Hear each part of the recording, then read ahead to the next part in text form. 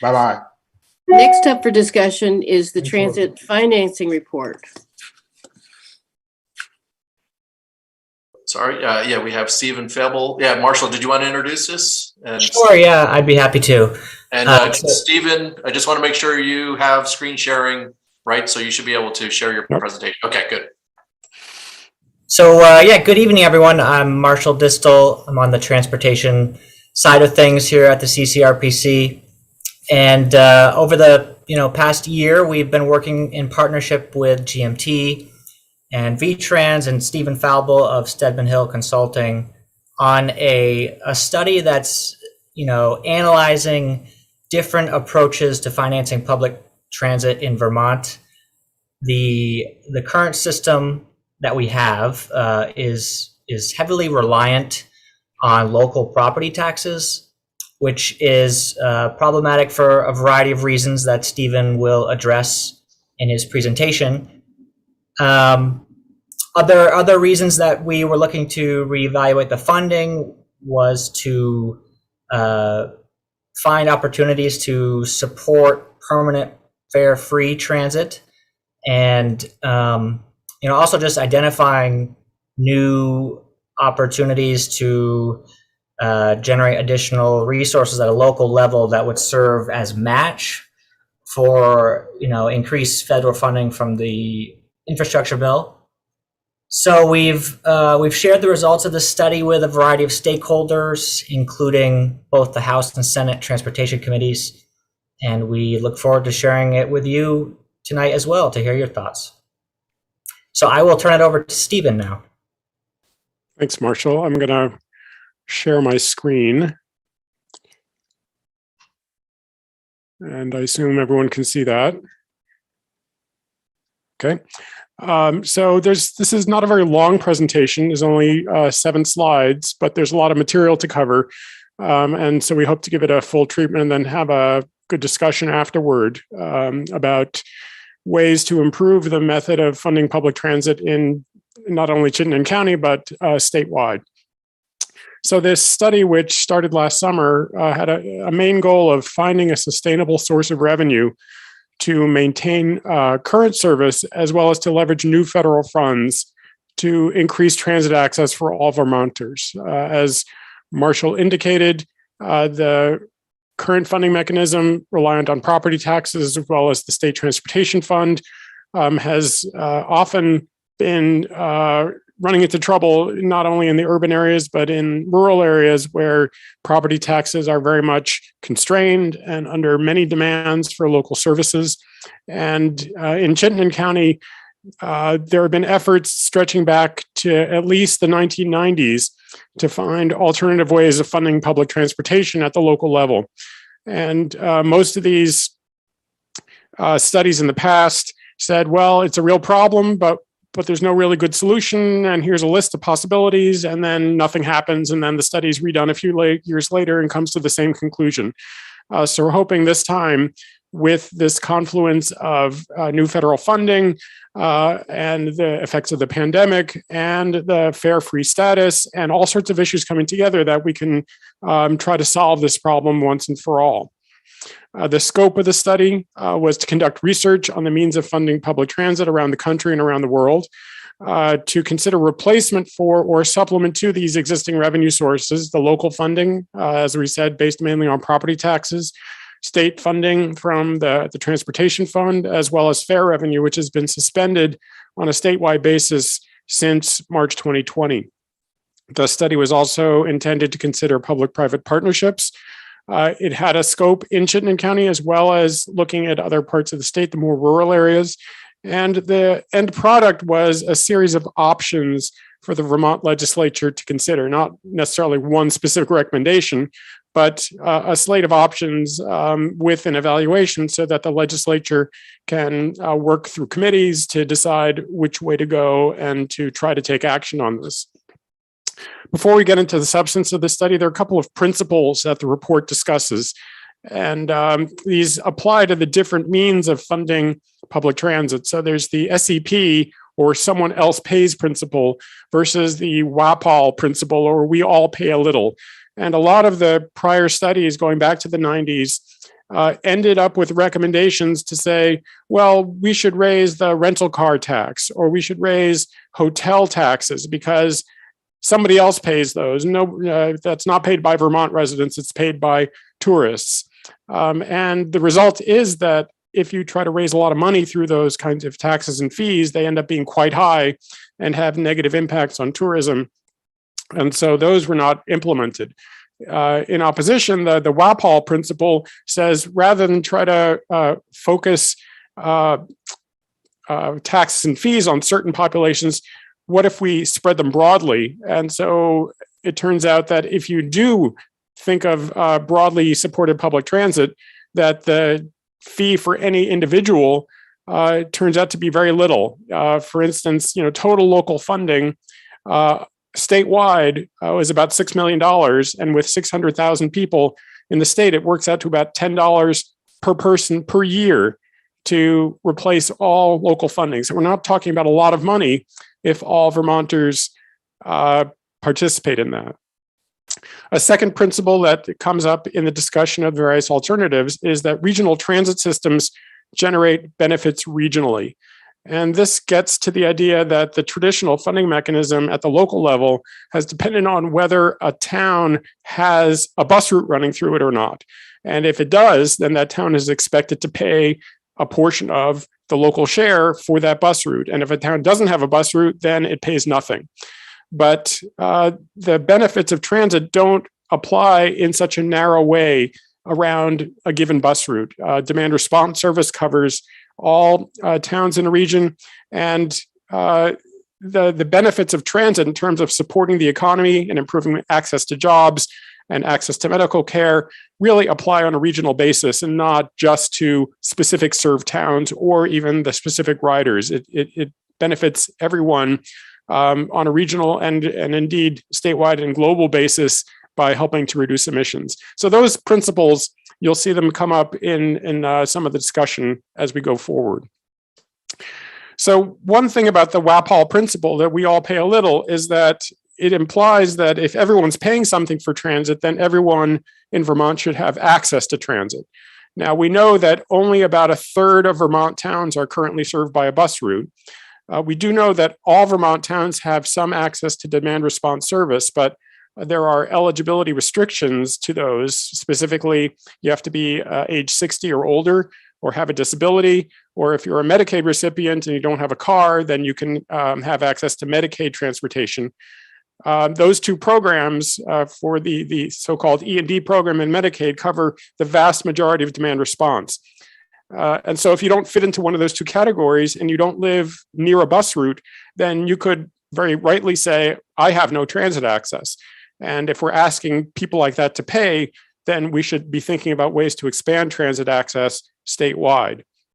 So VTrans has been considering this issue for some time with various pilot projects and with some language in the recently completed public transit policy plan to think about a statewide community rides program that would provide access to all Vermonters without any eligibility restrictions.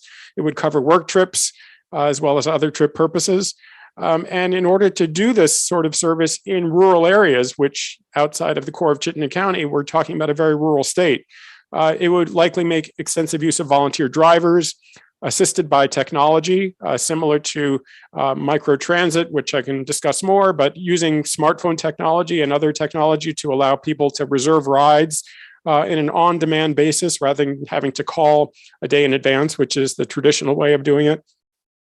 And then perhaps this sort of statewide transit system, this community ride system, would be operated with vehicles that are supplied through a public-private partnership. And the report talks about the potential of working with a vehicle manufacturer like Volkswagen per se, which is just now introducing an all-wheel drive version of the ID.4, which is an all-electric vehicle. And if you can imagine a fleet of these being sold at low cost or no cost to the state, operated by volunteer drivers, then you can think of a system that would have a significant positive impact on greenhouse gas emissions while providing access and giving people an option to get around without driving themselves. So that's what a statewide community ride system might look like. that could be funded by this new funding mechanism. One last issue about the WAPOL principle is that non-riders already pay for transit service through their property taxes, as well as the vehicle taxes, gas taxes, and so forth that go into the statewide transportation fund. So to say that, well, suddenly these people who don't have transit access are going to pay for transit, the answer is, well, they already are. They may not know it, but it's not a wholly new phenomenon. So when we talk about replacing existing funding sources, what are we talking about and how much? So total local funding, as I said before, mainly property taxes, is about $6 million a year. Total state funding from the transportation fund is about $7 million a year. And total fare revenue, and this is based on fiscal 2019, which is the last full year when fares were collected, was about 2.7 million per year. And the great majority of that was in the urban portion of Chittenden County, about 500,000 for the rest of Vermont. And so that adds up to about $16 million. And so we included on top of that an extra $5 million for service expansion in rural areas, so that the target would be $21 million annually. And that's a sizable amount of money. That extra $5 million would enable the state to pull down another at least $5 million in federal funds, so that the expansion of service that we were talking about could be funded by $10 million, which is about a quarter of the existing transit program. So we're talking about a substantial increase in service to provide that statewide access. It's important to note that a new source of funding would mostly replace existing funding streams and therefore reduce pressure on property taxes and on the T fund. It's only that extra $5 million that's really on top of existing funding sources.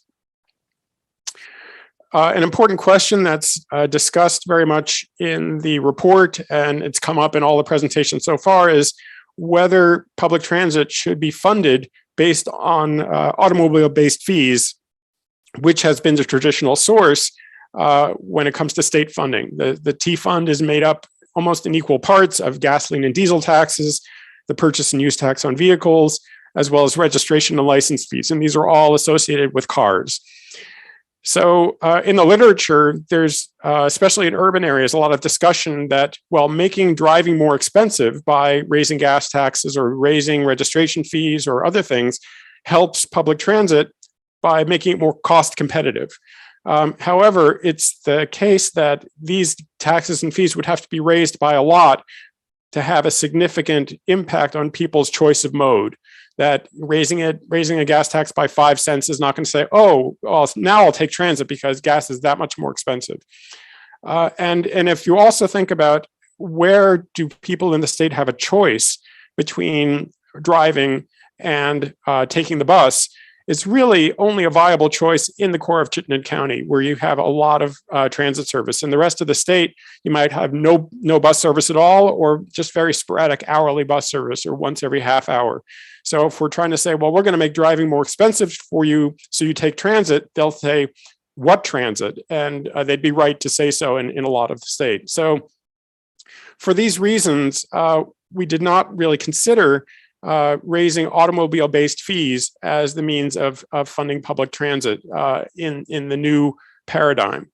There's also recognition that gas taxes in the long term are not really sustainable, and that there will probably be a mileage-based fee to replace the gas tax, given the increasing electrification of the fleet and increasing fuel efficiency of automobiles. It's also the case that if we free up $7 million out of the T fund by not using it for public transit, that creates a lot more local match for roadway and bridge projects. And the federal transportation law that Marshall mentioned at the beginning is going to increase funding for public transit substantially, but it's also going to substantially increase funding for roadway and bridge maintenance. And the state may well need additional matching funds to draw down the maximum amount of federal funding. Final point here is that the existing funding sources, which are largely based on automobiles as well as property taxes, are really not sufficient to maintain even the current level of service indefinitely, let alone an expansion of service. All the transit providers bump up against budget constraints because of limitations of these funding sources. And if transit's going to play an increasing role in reducing greenhouse gas emissions, as well as increasing access in rural areas and serving an aging population, service is going to have to increase over time. And that means more money will have to be available. So the last couple of slides here talk about the alternatives that we considered in this study. And there are 8 categories of potential taxes and fees that were analyzed in this report. The sales tax is a very common means of funding transit nationally. If you look across the country at various states, as well as counties, they often use something like a 0.25% sales tax to fund either capital projects related to public transit or ongoing operations.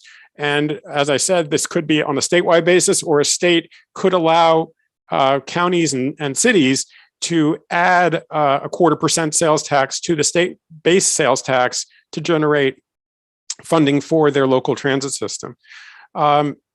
This is not necessarily recommended for Vermont. The sales tax is currently dedicated to the education fund. It's also a generally regressive tax. And so there would be issues with portioning some to public transit out of education. And generally people who are least able to pay would end up paying a higher percentage of their income to support it. So it's here because it's common, but it's not necessarily recommended. The next 2 options are based on the concept that public transit is very important for the economy and for access to jobs generally. And so that employers should shoulder a good portion of the burden in making sure that the transit system is viable. So the second option, the payroll tax on employers, is not commonly used in the US, but it is the primary means of funding local public transit in France.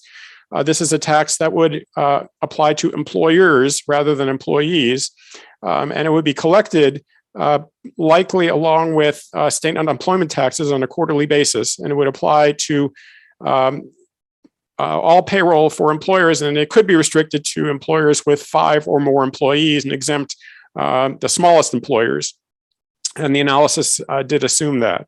The business revenue assessment option is similar thematically. Again, getting business to support transit because transit supports the economy. It's based on business revenue rather than payroll.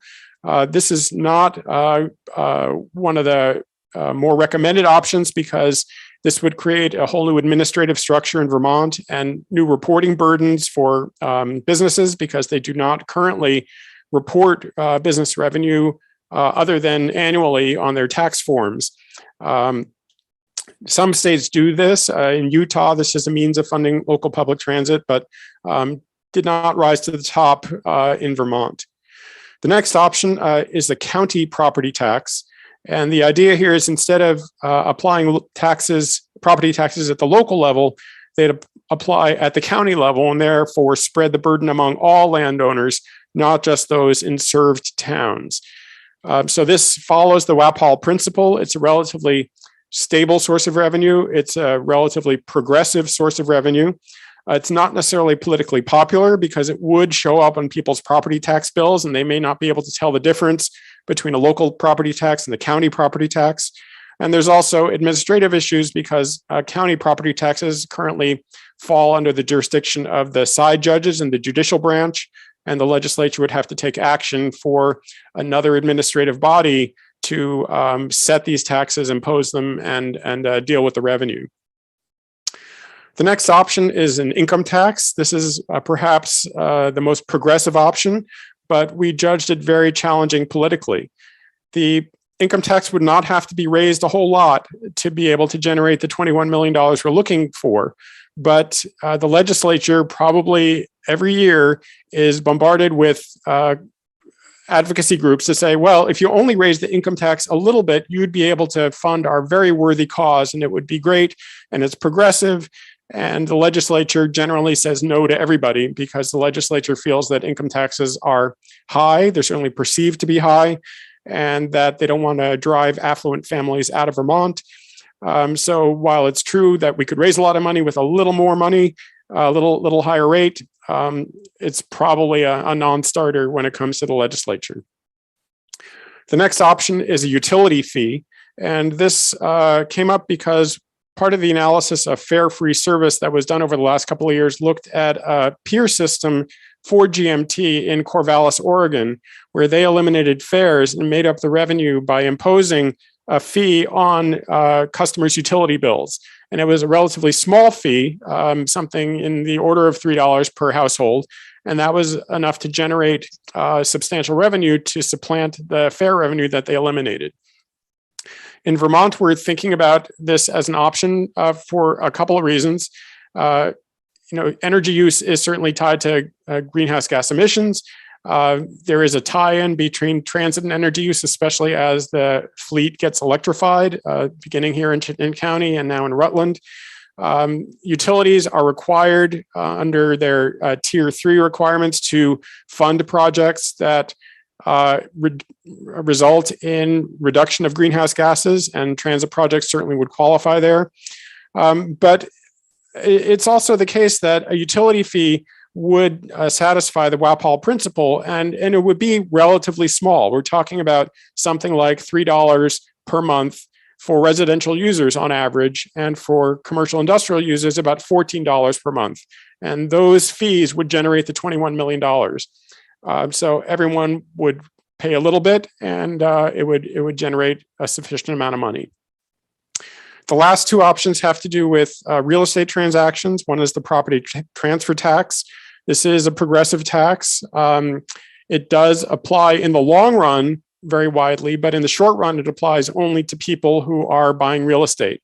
And this would be a not insubstantial increase, by a couple of $1,000s, depending on the value of the property, to the real estate closing costs.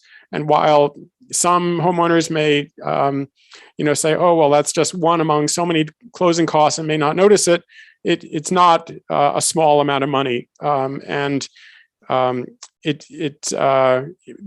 it is progressive, but it is problematic in that way that property transfer tax is already perceived to be high, especially for larger parcels of real estate.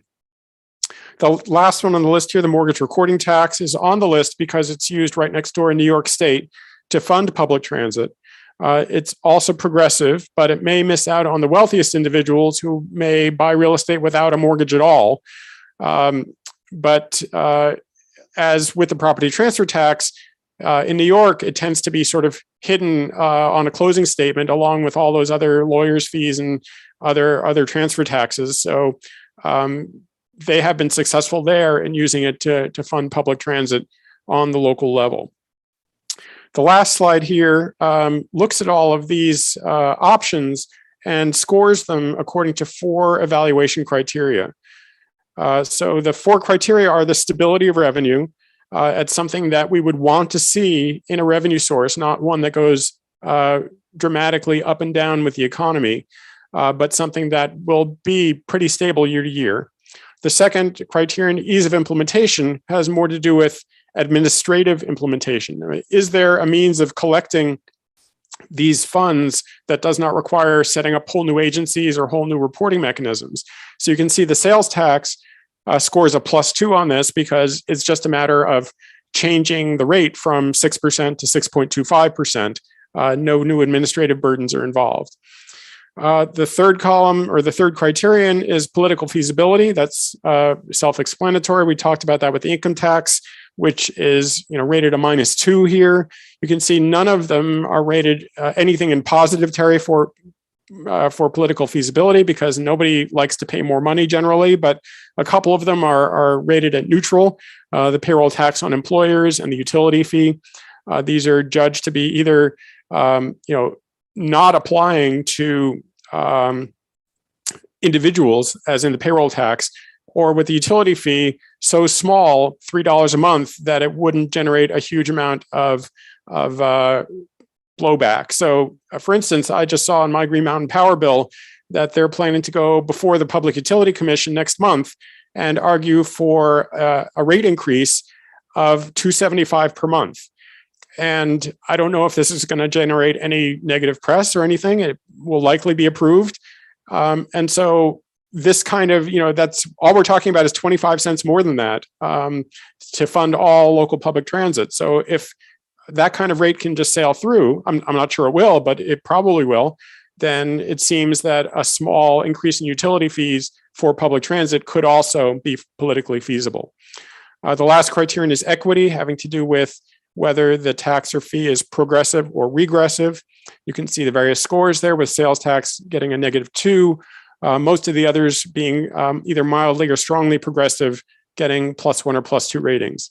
And then the rightmost column, the total score, is just a simple sum of the 4 different criteria. There's lots of ways this could have been done with different weights and so forth, but we just chose to do a simple sum for this purpose.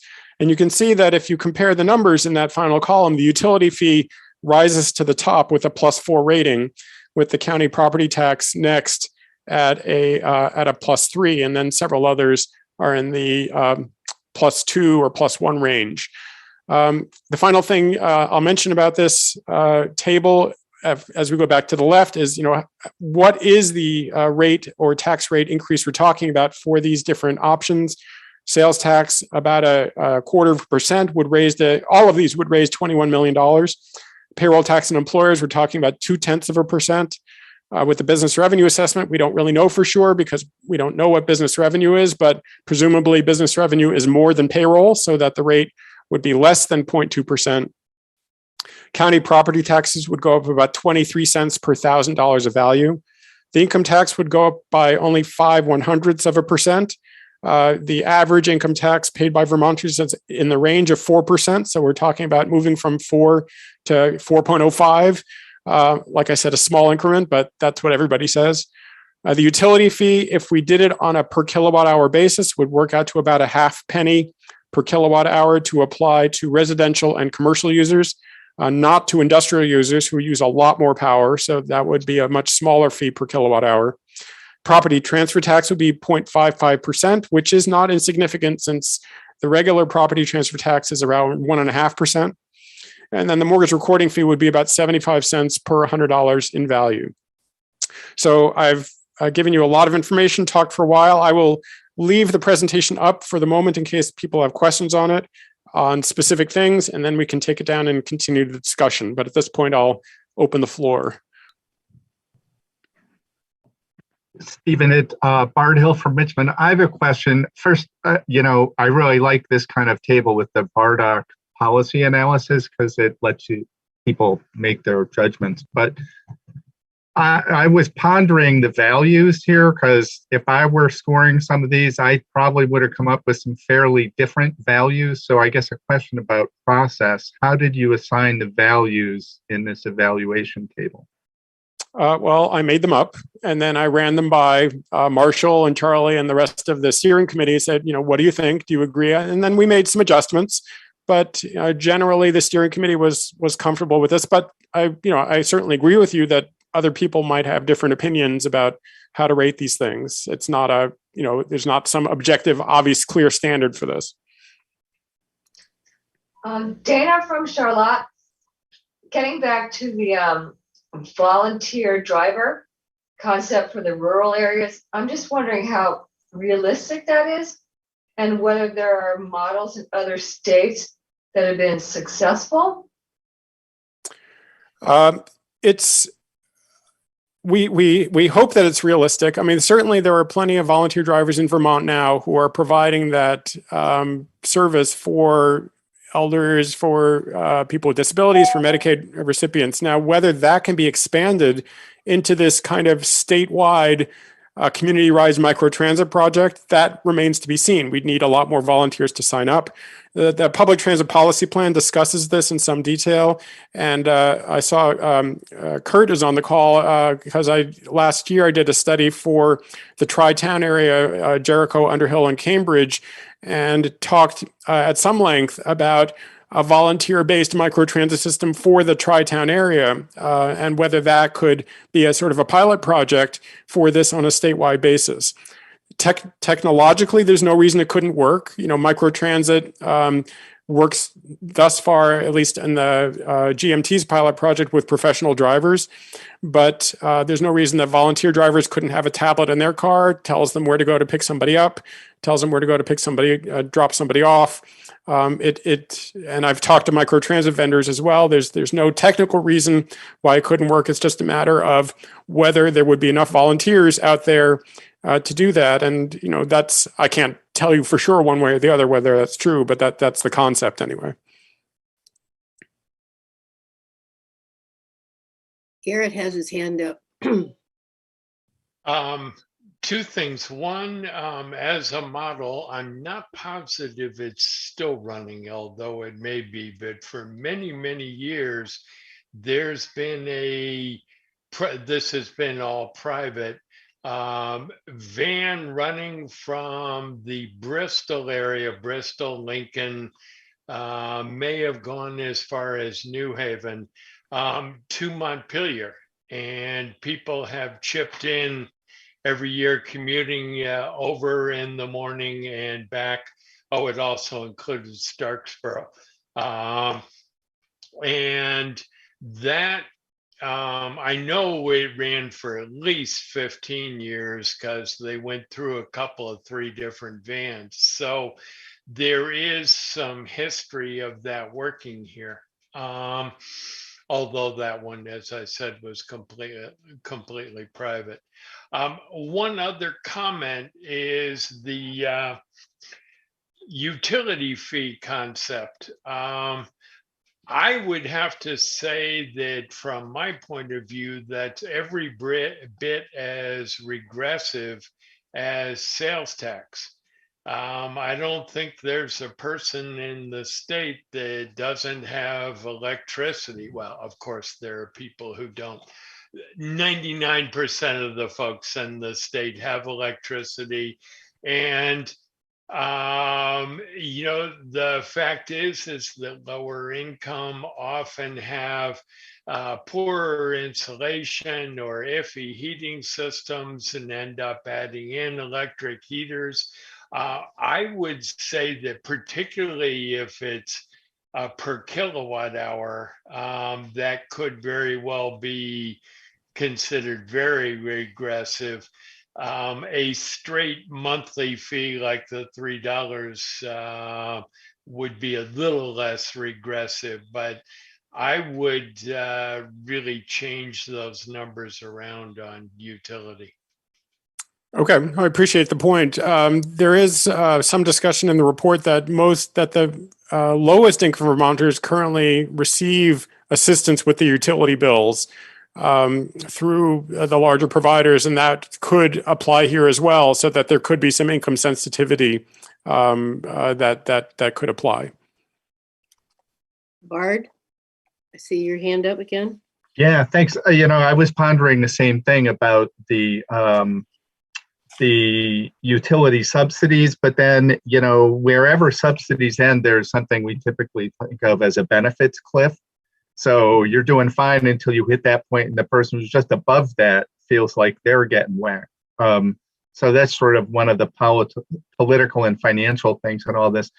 But really, I was also pondering the volunteer issue. So, you know, I think the people who currently rely on volunteer drivers and have worked hard to recruit them might be lukewarm about this expansion. Like, if I've recruited volunteer drivers for older and disabled people, and now they're siphoned away to do something else, what happened to the older disabled people? And so is there really a supply of volunteer drivers above and beyond those that are doing things like Meal on Wheels delivery, home delivered meals? I'm wondering about the United We Ride initiative, that I haven't heard much about that for a while out of United Way. And then there is also, I ponder the impact of COVID in at least the near term, because I have a sense that people's willingness to have a stranger get in their car and share air with them may be less than it was a few years ago. And there may be, at least for the near term, some reduced opportunities to recruit more volunteer drivers. Just a couple of comments. I really like the conversation about how we do this. And then the other thing I'd say we've pondered in Richmond is we've never gotten quite over the hump is we've talked about a van that would do a route and just keep going, even if it's only weekends. This stuff is not going to work for commuting, right? But working around, get people to the grocery store, the hardware store, and the physician office, things like that are not so much scheduled one-on-one volunteer drivers, but more modified kind of temporary fixed route for what that's worth. Well, thanks. I appreciate those comments. I'd like to follow up on that a bit when it comes to volunteer drivers myself. Wayne is here. He's also part of the Tri-Towns Committee, and we like the idea of the microtransit.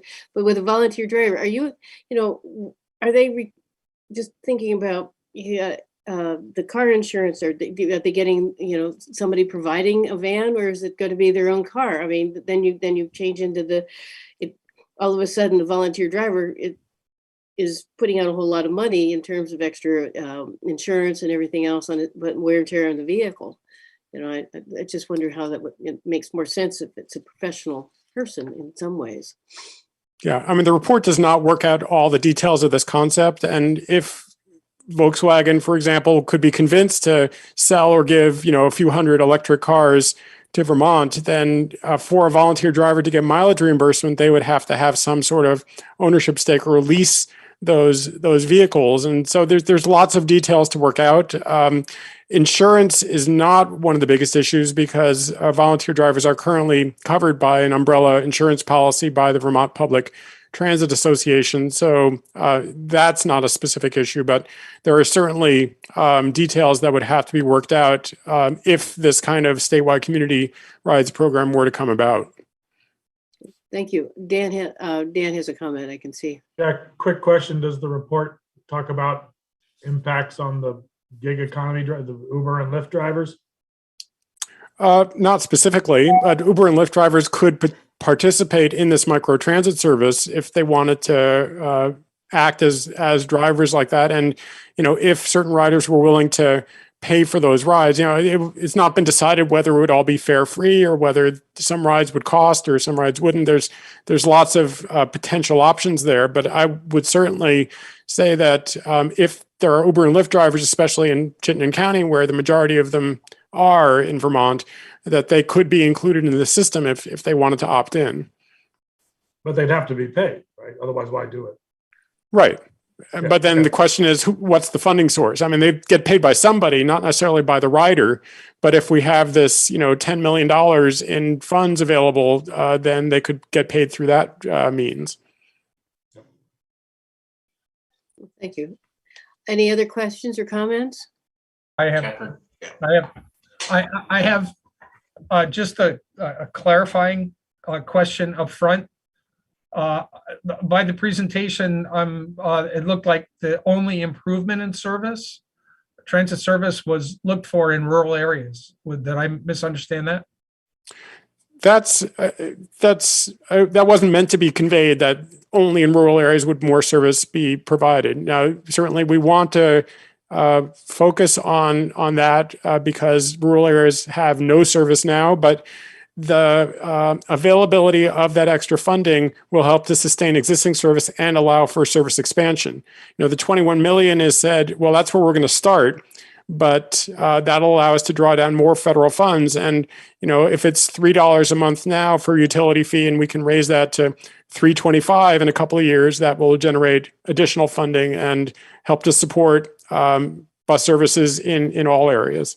So the understanding should be, if we are talking about service expansion, we should understand the bill up front before we figure out a way to finance it. My comment was going to be that if we're only talking about $21 million right now, plus maybe some additional matching so we can expand into rural service, part of the reason that, and I'm a recovering locally elected official who funded transit for 10 years through the property tax, all we did was pay for lousy service with that property tax. And the reason that people did ride and the ridership wasn't higher was because the service wasn't frequent enough, and we couldn't afford the bill to make it more frequent so that it would be good transit service. And so that was, so when we do these funding things, we shouldn't start with where we are right now. We should design a system that should work and figure out what the price tag is, and then try to figure out a way to fund it, because that'll tell us a good part of the reason why none of this stuff has gone forward in 20 years, because we are still mainly funding an inadequate service with our property taxes. And we don't have enough. It's almost like the childcare issue. If you expand more market rate slots, it doesn't help because people can't afford the market rate slots. So we have a business model issue, I think, number one. And I think a lot of the reason why a lot of these funding sources studies haven't gone forward is we haven't figured out a way how to design a good system, and then to make the collective decision about whether or not it's worth funding it at the level that it needs to be funded at to be quote unquote good service, which could maybe get people out of their cars. I don't know on that. My second issue, that was a comment, not a question. Sorry, Stephen.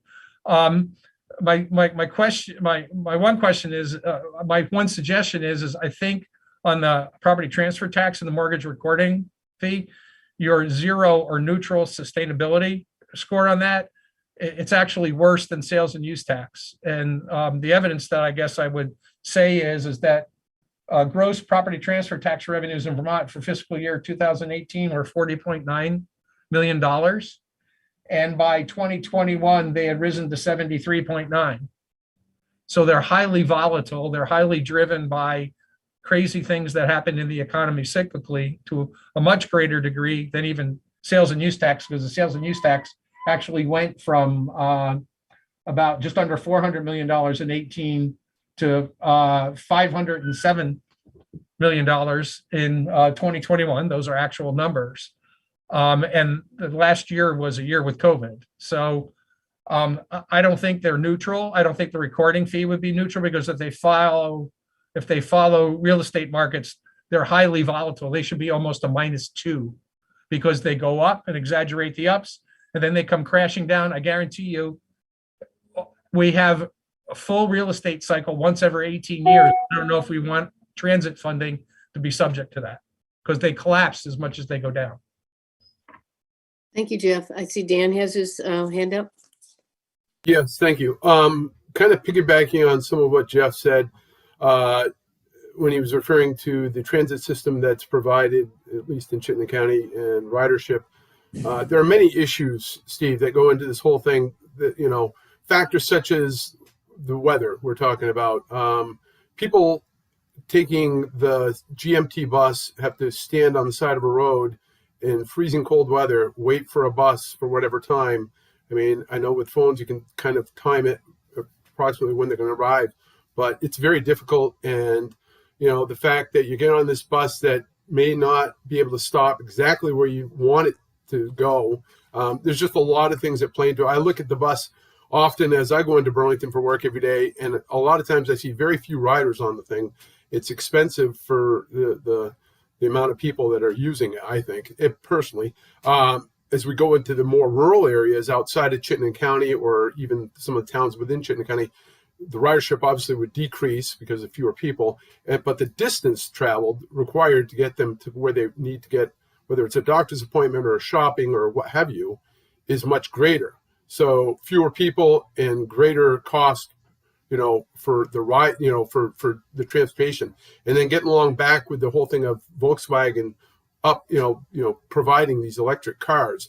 As we had a presentation by the individual that works with the state on implementing electric vehicles within the state of Vermont. One of the questions I had was the efficiency of those, the batteries and such. And obviously in cold weather, it's diminished. And knowing how cold it gets here and chance for an accident, one of those rural roads, you're in an electric vehicle in the middle of Canaan, Vermont, or Norton, Vermont, and the thing dies down, you're really in tough shape. I don't know. I'd like to see our within our community or Chittenden County improvement on the GMT buildings or huts where people sit, because it's just cold. It'd make it much easier. I'd also like to see if there's any way there could be a public-private working out, so that maybe a coffee business or a bakery works with the transit to lure people onto a bus so they can get things that they would likely do if they had their own car, stop at Dunkin' Donuts or what have you, and get a coffee on the way to work. If there was something provided on the bus, and that might draw more people on it too. I've always said that providing free donuts on all bus routes will have a dramatic impact on ridership. So I endorse that idea. I should say GMT is in the process of doing a transit strategic plan to try to think about the future GMT's role in both the urban area and the rural areas to improve service, to really recover from the devastating blow that COVID has dealt to it. And so these issues will be dealt with over the coming year as that strategic plan is developed. And I'm sure you'll hear about that as it goes forward. Well, thank you. Charlie? Yeah, sorry, I just want to wrap this up. First, thank you, Stephen, for all the work that you put into this, but also just for the board to know that we really just wanted you to be aware that this report was out there.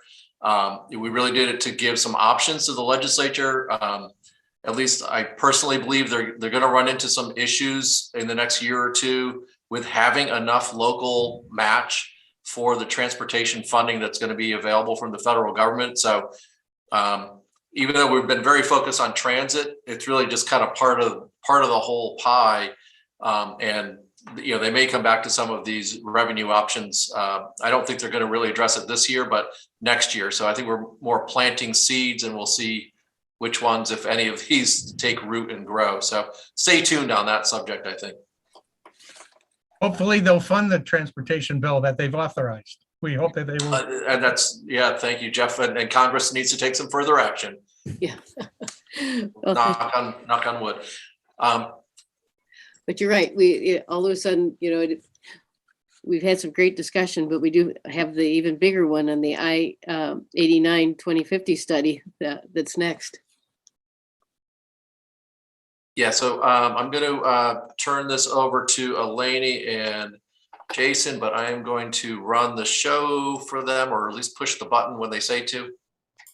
Are you able to see that? I will sign off. Thanks, everybody. Yeah, thank you very much. Thank you, Steve. Yes. Yep, I can see it. Can you hear me? Because I've been having trouble with Zoom. Okay. So good evening, everybody. Jason and I are here to give you an update on the I-89 study, and we're focusing exclusively on bundle 2, which is the TDM bundle, and I'm going to talk about it in a second. Charlie, if you want to move.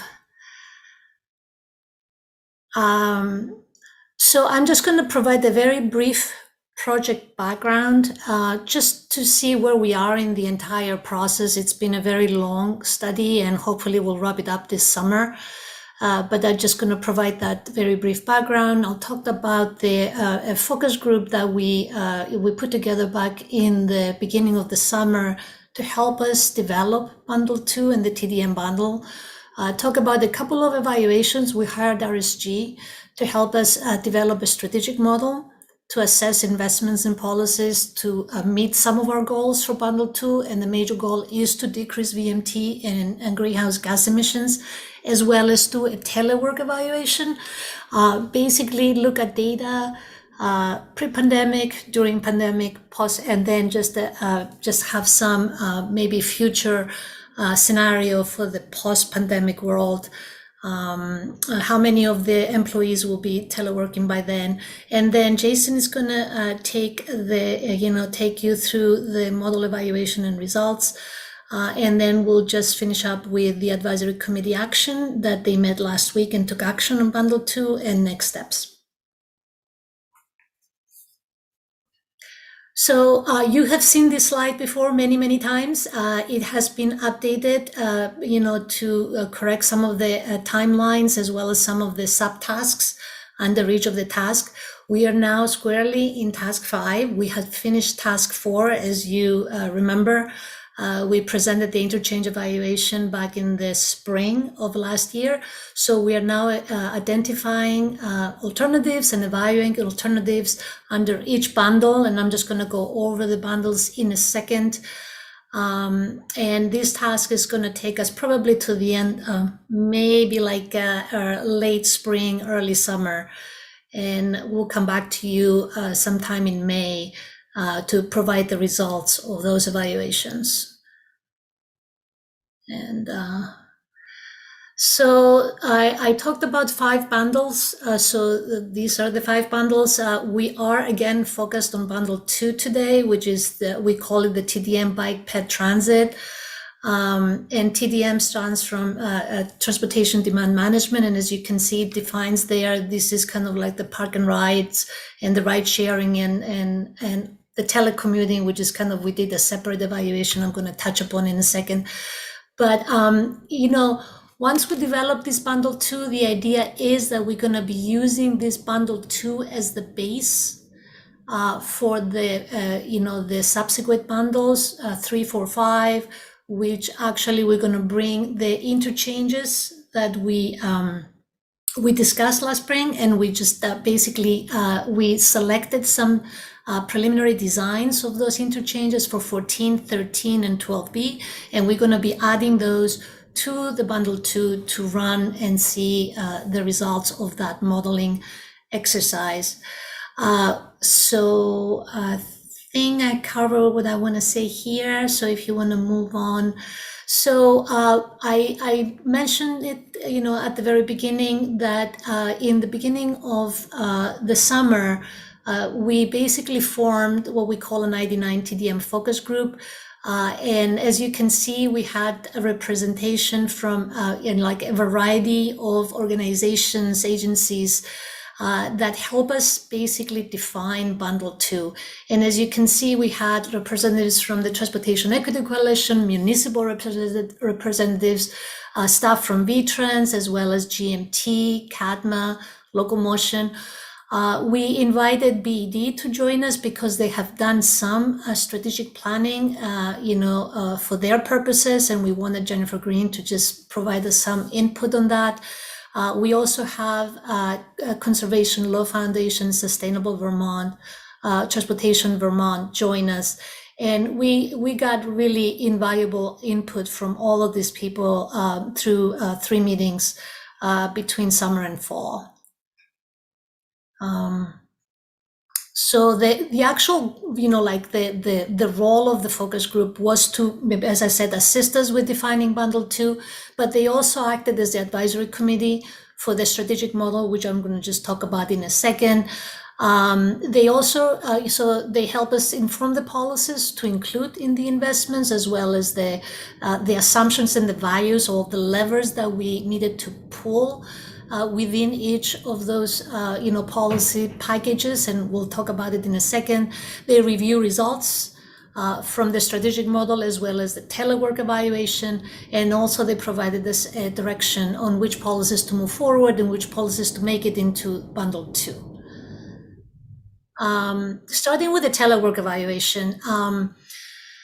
So RSG developed a methodology, separately from the strategic model. Telework we were not able to just incorporate that into the strategic model. So we felt it was very important to do it. So the methodology, basically, it was developed to estimate the most probable scenario for the % reduction in VMT, vehicle miles traveled, due to teleworking. And this is post-pandemic. We have information about teleworking pre-pandemic, some during the pandemic, but this is basically an assessment of what's going to happen in the future. They started with the review of a national data.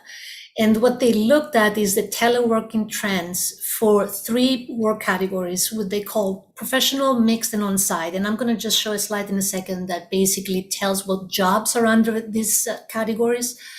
They actually look at that during the second year of the pandemic. And then from there, we came down a level to basically the regional level, which is the greater Burlington region, which I believe includes parts of some of our neighboring counties. And we looked at what is the % of the employees that fall within each of those 3 work categories. We looked at the commuter breakdown of travel, and I believe this was pre-pandemic.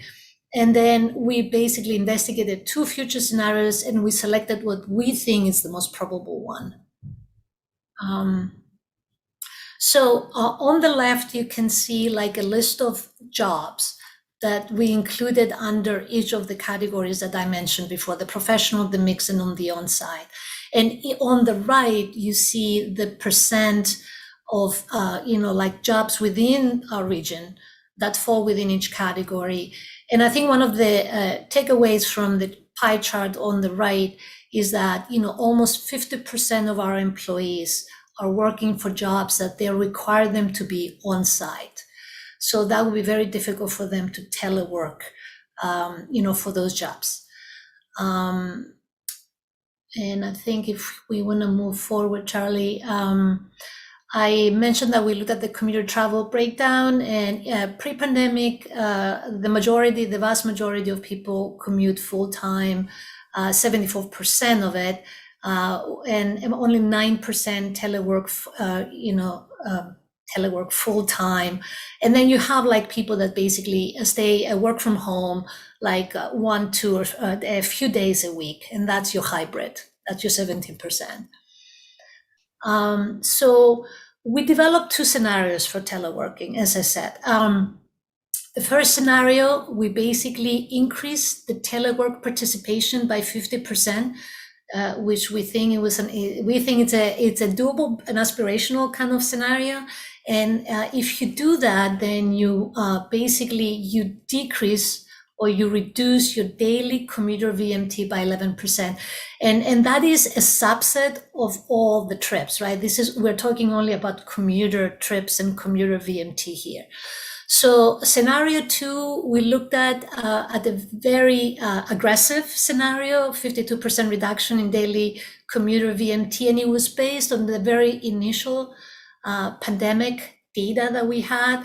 But as we all remember, during the first months of the pandemic, under the state of emergency, a lot of people stayed home. They didn't commute to work, but it was some of the reason was because all the jobs were closed, and not all people teleworked at that point. So we are proposing to move with scenario 1, which is basically 50% increase in telework participation, to include in the bundle 2. Moving forward with the strategic model, RSG developed this model. And as most of you know, we have a very robust travel demand model. So some people would ask why not use that. And the reason is that travel demand models are not geared to be evaluating high-level policies and investments.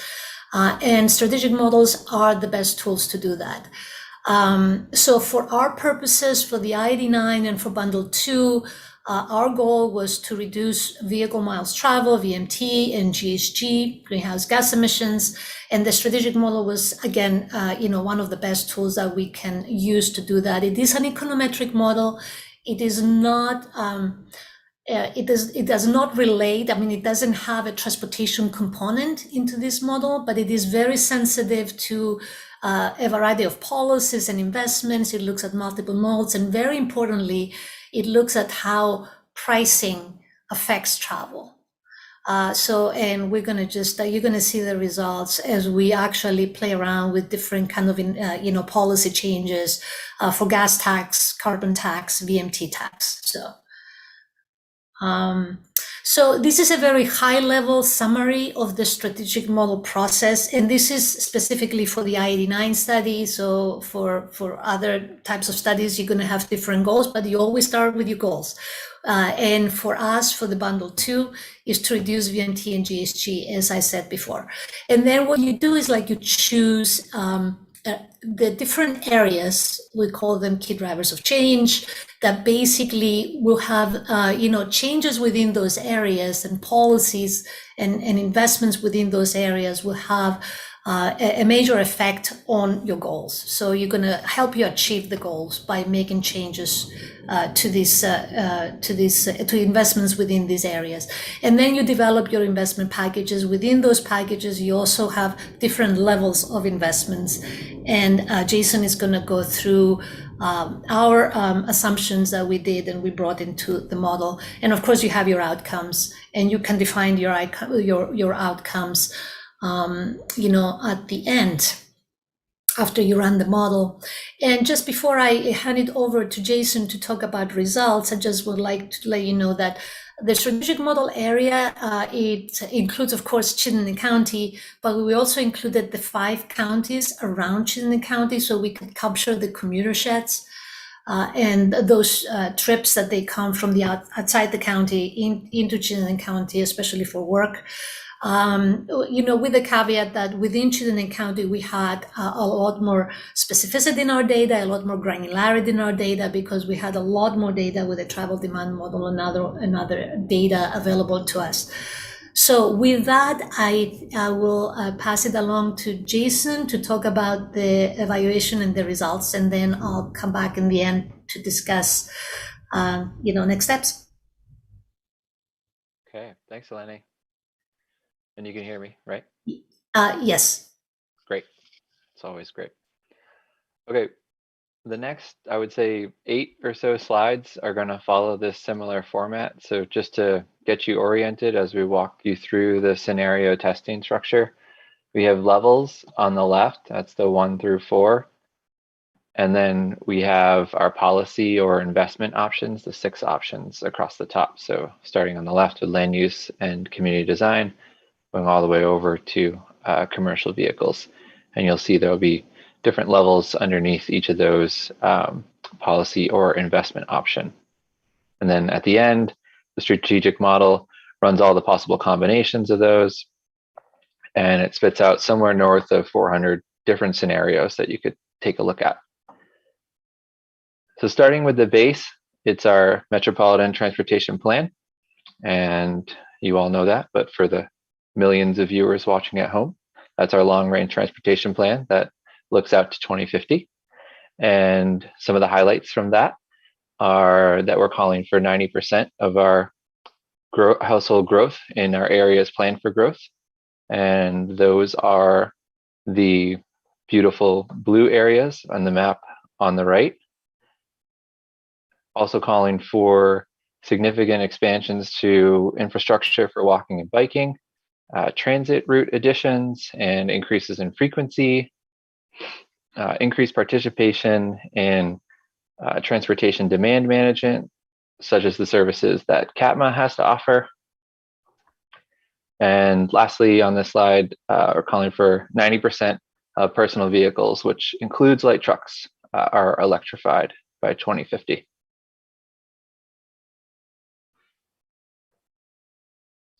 Starting with the land use and community design, we just have one level under this this policy. Just 2 components of it, though. The first being a different land use than what we're calling for in our MTP, and that looked at increasing the population and housing in Chittenden County by 10%. So seeing what would happen if we brought people closer, hopefully to their jobs and goods and services and whatnot. And then the second component of this was a community design element that increased the mixed use neighborhoods by 50%. So building more homes in a mixed use type fashion that would hope to increase people's walkability or their ability to walk to goods and services and not have to get in their car. Next up, we have bike and transit. There's 2 levels under this, and for levels 2 and 3, the bike element of it stayed the same, which was taking a look at what were to happen if we were able to double the number of trips made by bicycle. And under level 2, the transit piece of it was a 50% increase in frequency and miles of service. And then for level 3, we increased that even more to 100% increase in frequency and 200% increase in miles of service. For demand management, similar to bike and transit, for levels 2 and 3, We doubled the participation in transportation demand management programs, such as guaranteed ride home, carpooling, or van pooling. And then on the parking side of things, for level 2, we looked at a 50% reduction in residential parking spaces and an expansion of paid parking areas in downtowns. And then for level 3, it's the same in terms of reduction in residential parking spaces, but expanded paid parking to villages and also increase the actual price of parking to see what sort of effect that might have. Under pricing, there were 3 levels, and first up was a carbon tax. This is a $50 per ton of CO2 equivalent, and then doubling the cost of fuel. And that's not just limited to gas and diesel, but also the cost of electricity for EVs. Remember, in this scenario in 2050, we're looking at hopefully 90% of the vehicles being electric. So it's important to include that component. And then last is a mileage-based fee at 5 cents per mile. And under income, we took a look at what would happen if the middle class shrunk, and whether or not this would have a significant impact on pushing people towards less expensive modes, so increases in like walking and biking, perhaps public transit. And then level 3 was the opposite of that. What would happen if the middle class expanded and the household travel budget for a large majority of people in the area increased? Perhaps they would tend to drive more.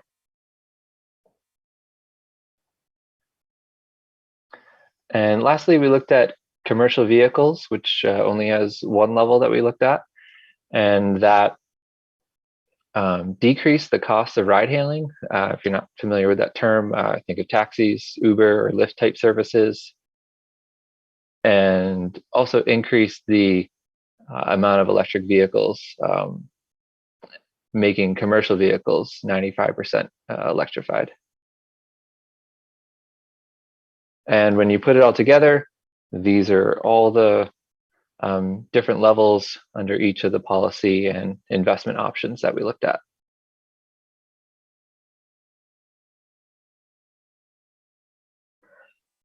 Next couple of slides, just to give you a sense of what the actual model looks like when you're using the tool.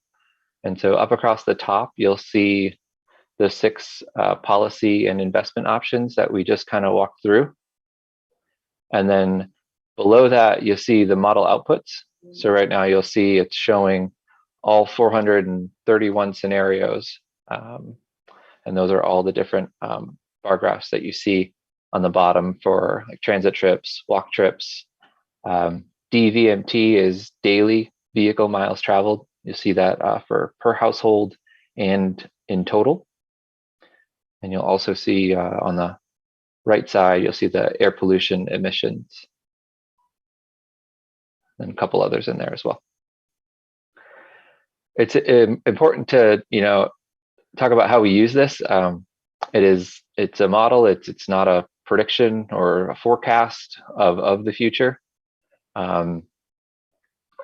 Like you just saw, it gives you over 400 scenarios to look at, and so the way we use the tool was to try to focus on, if we want to decrease vehicle miles traveled and greenhouse gas emissions, what are the policy and investment options that are most likely to help us achieve that future.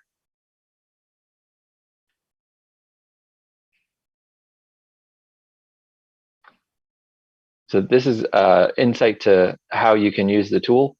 So you'll see the daily vehicle miles traveled per household graph that's circled in that pinkish box. And there's a slider bar option, so you can see only those bars to the way left, so at the low end of that bar chart, are highlighted. And if you look right above it, this is indicating that we're only showing 35 out of the 431 scenarios here. So those are the 35 scenarios that are most likely to get us in that low DMV P per household category, which is also on the low end of the air pollution emissions. And with this, we selected all the levers that we wanted to pull. And this is our, preferred future, the future we're hoping to try to achieve, which, should hopefully decrease our daily vehicle miles traveled per household the greatest, along with our air pollution emissions, and still have a good kind of middle of the road for walking and biking throughout the area. And if you want to look at that graphically, which levers we decided to pull for that scenario, this is how it would look. So we're looking on the maximum or high end of bike and transit and demand management. In terms of pricing, we were looking at a mileage-based fee. As a reminder, that was 5 cents. We didn't choose any of the income options. Those seemed just kind of out of our ability to really influence. It was neat to look at, but they, when we dove into it, they actually didn't really have as great of an impact as we might have thought initially. But that's kind of one of the reasons you have a model, be able to test those sorts of things and see what's possible and what might happen.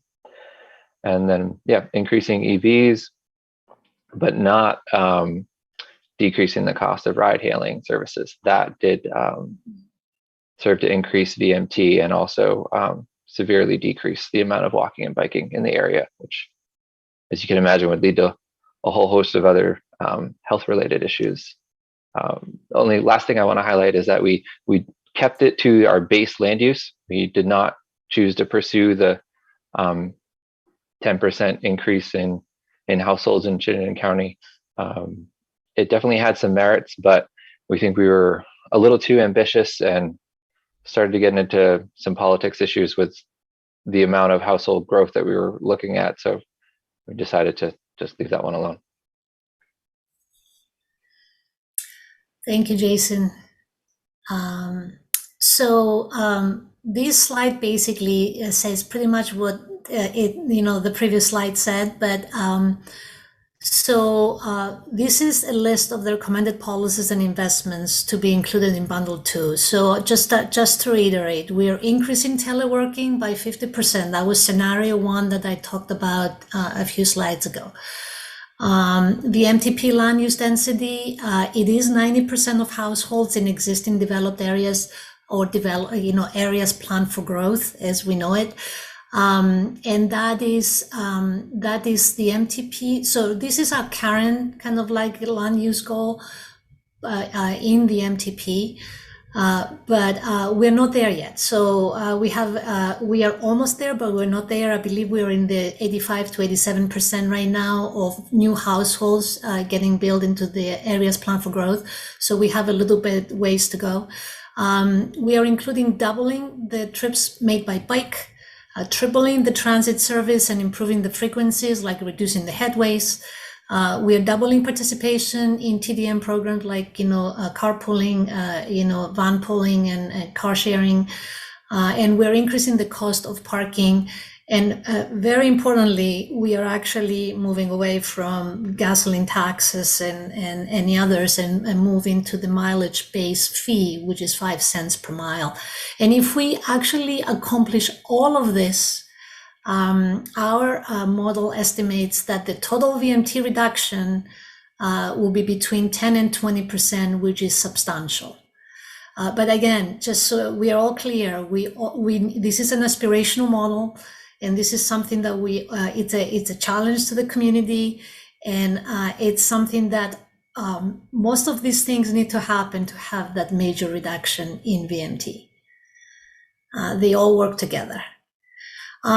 We had a public meeting on this back in January 26th, and we had numerous questions on the data and the use of the strategic model and how the model was used. So if you're interested in that, please go to the Envision 89 website. There is a link right there that we have meeting notes, and within the meeting notes, we have a question and answer. And I hope the spreadsheet with the question and answers are up too. So So we had a great kind of input then, and we also have a lot of the members of the public that they attended the meeting to express thanks for this work and the attention that we're giving to climate-friendly kind of policies and infrastructure, which was a little different than the reception we got last spring when we were talking about interchanges. So we brought this to the advisory committee, the ID9 advisory committee last week, and the committee unanimously decided to support the investments that we just talked about for Bundle 2 to move forward with them for further evaluation. So that was great that we got the unanimous support on that. So we are now, I'm moving forward. So now what we're doing right now is that we are taking the results of the strategic model, the outputs, the percent VMT decrease through the telework and through the kind of like a bike and ped and transit, changes, and trying to just basically integrate it with our travel demand model. So basically at the end of this, effort, we're going to have a Bundle 2 travel demand model, which will be used as the base to run then Bundle 3, 4, and 5, which they include the interchanges at 14, 13, and 12B. And, all this work will be done in the spring. We are really hopeful that we're going to have another public meeting, maybe April, probably May, to review the results of all the bundles. And the next advisory committee will be after the public meeting. And we would like to come back to the board to present all these results to you. Hopefully in May. It depends kind of on the timing a little bit. It might slide to probably July, but we'll see. And that's kind of what their next steps are. We have a lot of work in front of us this spring, but we are, very excited to move forward with this study and finish the evaluation of the bundles. And the last bullet there is basically just for informational purposes. A couple of years ago, the advisory committee basically decided to inform us. Let me just back up. I don't know if you remember, but during the interchange evaluation phase, the task 4 of this study, we started with a number of interchanges, which we basically, so we have phase 1 evaluation. In that phase 1 evaluation, we looked at an interchange at Bolton and Milton. Those 2 interchanges did not move forward within this study in phase 2, but the advisory committee asked us to look at the existing plans and just to do just a simple technical assessment of those existing plans as far as geometric kind of standards that changed since 20 years ago, 25 years ago that these plans were created, as well as environmental issues. So we did that, and we just this is informational, letting you know that that's forthcoming. Hopefully by the beginning of March, we'll have the report and we'll add it to our website. And with that, I thank you so much. I'm sorry this was the 3rd presentation you guys had to go through today. And let's open it to questions, comments.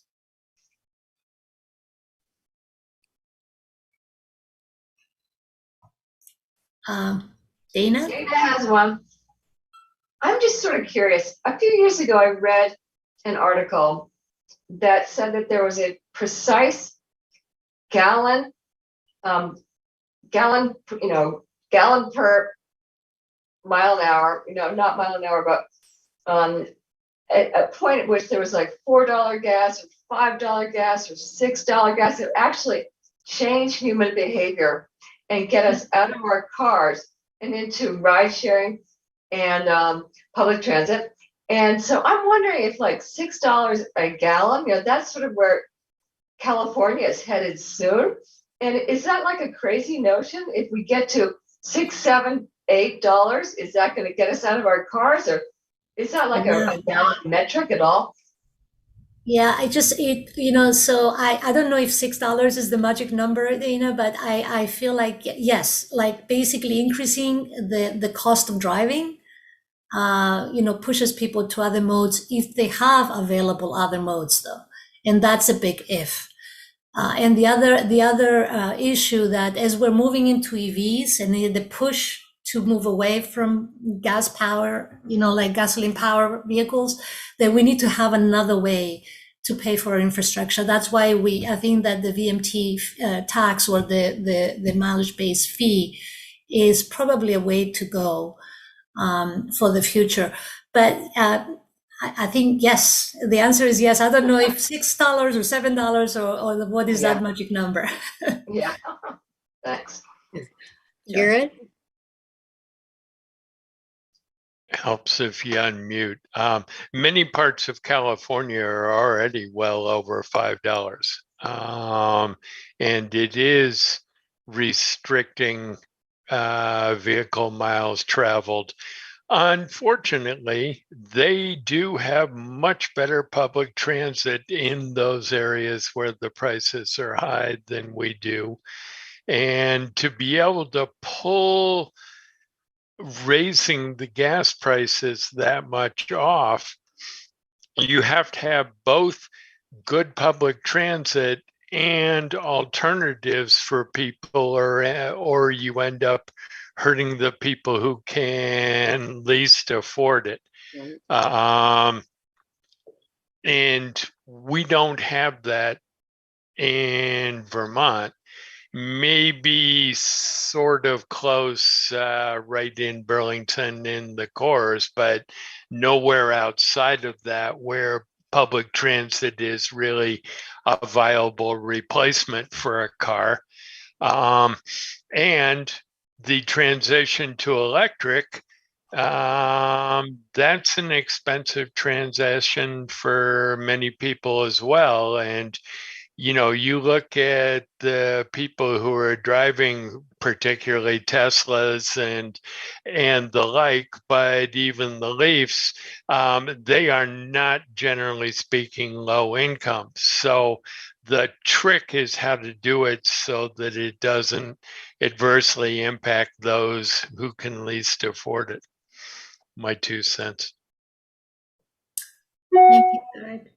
I've got a question Go ahead, Andy. as well.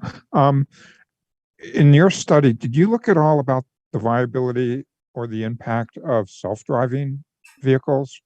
Because it seems like there's big efforts out there to try to make that happen. It seems like it's still a ways away from it being viable, but given that our study is almost a 30-year one. Right. So autonomous vehicles, and connected vehicles, we didn't look into that in the strategic model, but we did look when we did the 2018 MTP.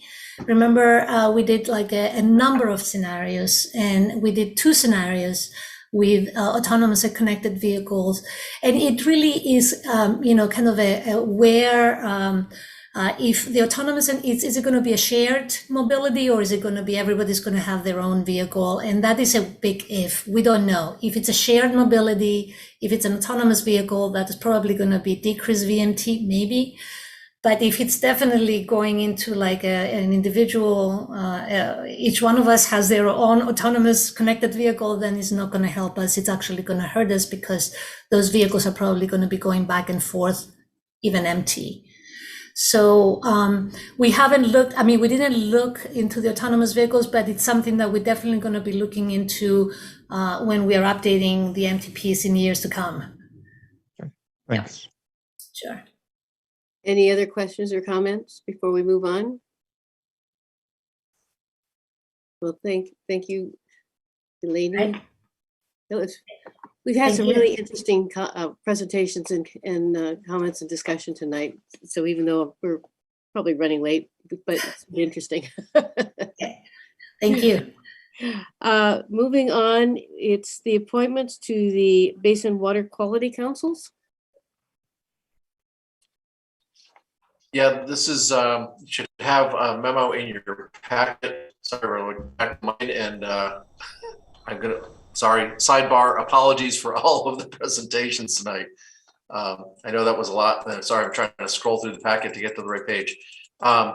So you may remember as part of Act 76 a few years ago, the state is establishing clean water service providers. You may remember that we talked about being one of those. And those are starting to get started now. They're trying to get appointees to the Basin water quality councils that will provide advice on investment decisions to the clean water service providers. We have 3 basins in our county, or at least parts of 3 basins in our county. Basin 5, which is the direct to lake, kind of the smaller watersheds, including the islands. The Lamoille Basin, which is our northern towns, and the Winooski Basin, which is the biggest part of Chittenden County. And we asked for volunteers to represent the RPC on each one of those councils. So there's 2 RPC seats. Our neighbors who are working and supporting those other councils as clean water service providers have kind of offered that we can have 1 seat on each of those councils with an alternate. And so we asked for volunteers, and what's in the memo is who volunteered and our recommendation back to you. Karen Adams from Colchester as the member for Basin 5 with an alternate of Miles Waite. And then Kate Lally, who works in Westford as the member for Basin 7, the Lamoille Basin. And then for the Winooski Basin, Darlene Palolo from Huntington, and the alternate is Garrett. Thank you, Garrett, for volunteering. So that's the recommendation, but this is an action item for the board. I'll move approval. Second, this is Garrett. All those in favor say aye. Aye. Aye. Raise your hand. Any nays? Abstentions? The motion passes. Thank you very much for all those who volunteered. Moving on, back to Charlie. Thank you. We'll try to make this short. UPWP, we are having our second meeting. We have about 50 applications on the table for the UPWP committee, totaling close to $1.8 million. So it's probably the biggest number proposed. So we'll be spending some extra time over the next few weeks, kind of really looking at our staff capacity to support all those projects in particular. Fortunately, and as Jeff made reference to, assuming Congress follows through on their budget, our funds are increasing up 30 to 40% for our MPO funding. So it is going to allow us to do some more. It also creates other pressures though on our dues. So I just want to kind of flag that as a little bit of an issue in that we don't have enough dues to really bring all those dollars in. But if the town has more local match available, there's probably going to be more money available to be invested in your community. The capital program, I think we attached, thanks to Christine, a summary of the projects in Chittenden County that are proposed by VTrans in the capital program. So take a look at that. It's in your packet. Let us know if you have any questions or anything on those projects. Regina sent out a legislative update that we got from the Vermont Planners Association. It doesn't deal with all the legislative issues, but those that are of most interest to, or likely most interest to the planners or planning commissions in your town. Let us know if you have any questions on that. And then just to let you know, I think you probably all saw we have a job ad out there for an equity and engagement manager. So we're starting to get applications in for that. If you know anyone who would be good in that role, please ask them to apply. And with that, Madam Chair, I will end my report unless there are any questions. Thank you. As usual, the committee and liaison activities and reports are in your packet or available online. So the next agenda item would, are there any future agenda topics that people might want to discuss? Yeah, on the back of the agenda, you'll see the items that we have for the coming months. Hazard mitigation plan will come back at some point. Public hearing warning for the work program and budget.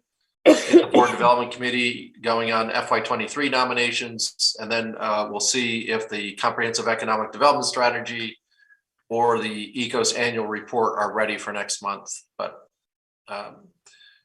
any other items that people are hoping that we get on an agenda? All right, thank you. Seeing none, then are there any members' items or other business? Oh, don't see any hands either. Of course, I don't have a full total screen. There's a few people that are probably missing, but if there are no other things to discuss, then we need a motion to adjourn. Also move. Second. All those in favor say aye. Aye. Aye. Bye. Well, thanks everyone for Good very night, all. good discussion. Thank you, everyone, for your patience. Yeah, have a good night.